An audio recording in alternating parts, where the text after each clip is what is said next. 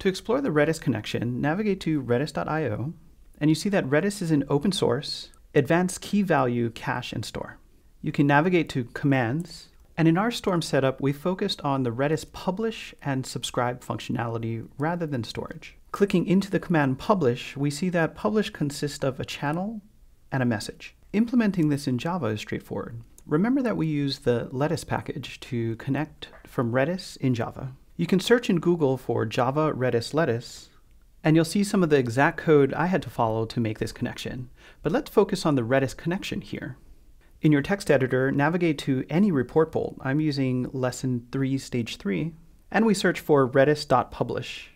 Here I use the Redis publish syntax of channel that I've named word count topology, and our message string. Now that we have the publish side of our connection using lettuce and Redis, let's explore the subscribe side of our connection. We navigate to the subscribe command, and we see the general syntax of subscribing to a given channel.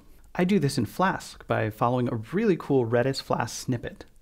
You can search snippets or tutorials using the search command, and I search for basic messaging queue and Redis. Click on the snippet. Next, my basic approach was to follow the basic messaging queue with Redis snippet, and also searching for Python documentation, and using the Python documentation for redis-py. In the Python documentation, if you search for strict Redis, you find the syntax that I use to make the connection with the conventional port 6379. And in your text editor, navigate back to app.py for our Flask server, and you see the strict Redis function with port 6379 by convention. I used additional Python documentation on Redis, searching for pub/sub, which stands for publish subscribe.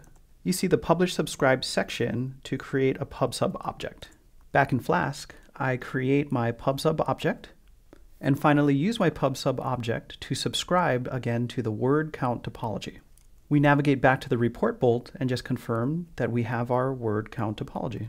Now that we've seen the report bolt using the publish and subscribe functionality commands of Redis in Flask, it's time to look at how this combined drives our D3 visualization to create the word clouds that we've been using throughout this course.